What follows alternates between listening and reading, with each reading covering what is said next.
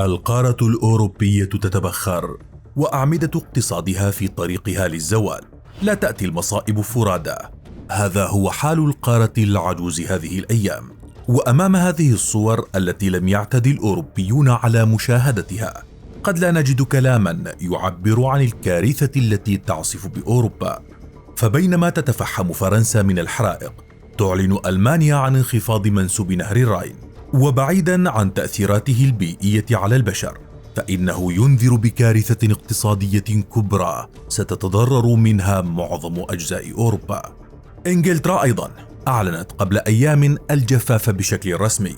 أما إيطاليا فقد خسرت مليارات الدولارات بسبب تدهور الزراعة.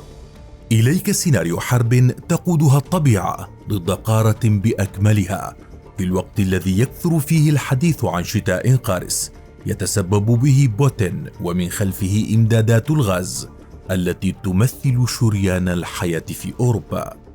ولكن وقبل أن نبدأ موضوعنا معكم، لا تنسوا الاشتراك في القناة لكي تصلكم فيديوهاتنا وتكونوا جزءا من جمهورنا العربي المميز بتنوعه وثقافته.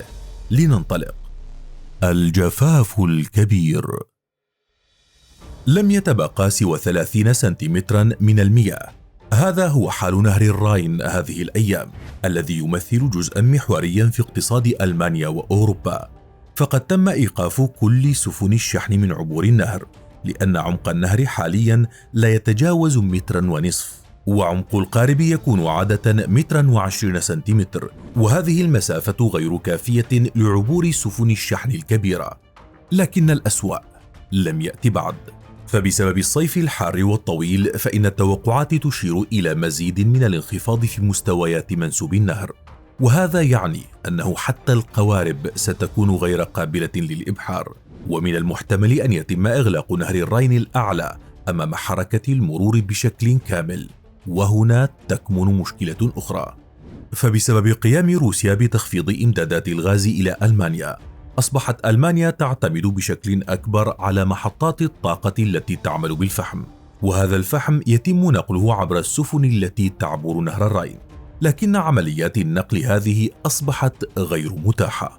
وفرنسا أيضا زادت من تفاقم الأزمة، لأنها دولة مصدرة للطاقة، وكان من المتوقع أن تساعد في تخفيف أزمة الطاقة في أوروبا، لكنها في الحقيقة هي الأخرى بحاجة إلى المساعدة. ذلك لأن حوالي نصف المفاعلات النووية في البلاد فقط هي المتوفرة، والباقي متوقف للصيانة. ويعود السبب في ذلك إلى ارتفاع درجة حرارة نهري رون وغارون، حيث يتم استخدام مياه الأنهار لتبريد المفاعلات.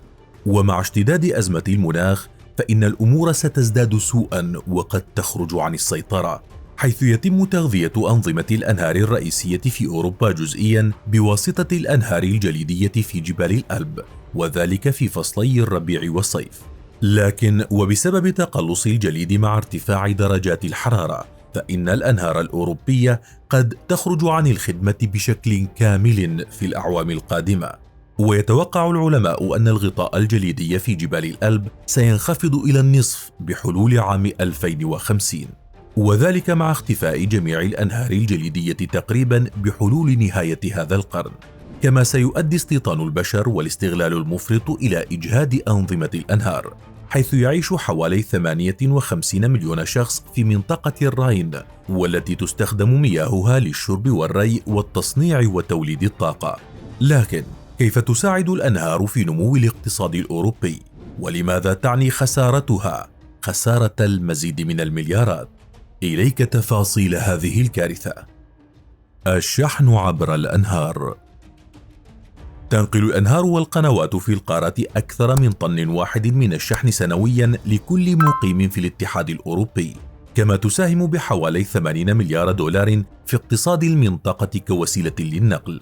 ومن المتوقع أن تؤدي الظروف السيئة إلى تراجع اقتصادات المنطقة بشكل كبير. فخلال شهر واحد فقط تراجع الاقتصاد الألماني بنسبة 1%، وبسبب توقف عمليات الشحن عبر النهر فإنه من المتوقع أن ترتفع تكلفة البضائع والسلع. فخلال أيام فقط ارتفعت تكلفة السفينة بنسبة 30%.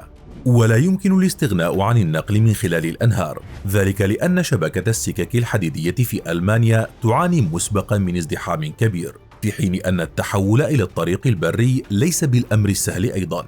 فنحن بحاجة إلى أكثر من 110 شاحنات لتحمل نفس الحمولة التي تحملها سفينة متوسطة، كما تعاني ألمانيا أصلا من نقص يصل إلى 80,000 سائق شاحنة. أوروبا تعلن حالة الطوارئ. نبدأ مع بريطانيا التي أعلنت مؤخرا حالة الجفاف بشكل رسمي في أجزاء من جنوب ووسط وشرق إنجلترا، وذلك بعد فترة طويلة من الطقس الحار والجاف، حيث بلغ معدل جفاف نهر التايمز إلى أعلى مستوياته على الإطلاق، وذلك بسبب انخفاض متوسط هطول الأمطار بشكل كبير. وننتقل معكم إلى فرنسا التي فرضت قيودا على المياه في جميع أنحاء البلاد تقريبا، وباتت أكثر من 100 بلدية فرنسية تعتمد على مياه الشرب التي يتم توفيرها بواسطة الشاحنات. أما في إيطاليا وتحديدا في وادي بو الذي يعتبر موطنا لحوالي 30% من الإنتاج الزراعي في البلاد، فقد أدت الحرارة الشديدة والظروف الجافة بشكل استثنائي إلى الإضرار بإنتاج الذرة وعباد الشمس، وأجبر مزارعي الأرز على إيقاف الزراعة بعد انخفاض منسوب مياه النهر إلى أدنى مستوى له منذ 70 عاما. كما تضررت محاصيل الذرة بالقرب من تورين، وتسبب الجفاف بخسائر قدرت بمليارات الدولارات للمزارعين. لتعلن إيطاليا حالة الطوارئ في 5 مناطق، وحذرت من أن حوالي ثلث إنتاجها الزراعي معرض لخطر الجفاف. كما نالت الثروة السمكية في إيطاليا أيضا حصتها من تأثيرات الجفاف، فقد تم تدمير حوالي 30% من المحار في منطقة دلتا جنوب البندقية، وقد يفقد ما لا يقل عن 2300 صياد وعامل محلي وظائفهم. وانتقالا إلى كل من بلغاريا ورومانيا وصربيا، فقد أدى انخفاض مستويات المياه في نهر الدانوب إلى إيقاف معظم عمليات الشحن، وحتى السفن السياحية لم تعد تتمكن من المرور في النهر. هذه هي آخر التطورات فيما يتعلق بأزمة الجفاف الأوروبي، حيث تعاني أوروبا من موجة جفاف هي الأسوأ منذ 5 قرون. برأيك، هل سيتمكن الاتحاد الأوروبي من تجاوز هذه الأزمة التي زاد من ضراوتها انقطاع إمدادات الغاز الروسي؟ وللمزيد حول الموضوع شاهد من هنا فيديو الأسباب الكامنة خلف الكارثة المناخية التي تصيب أوروبا.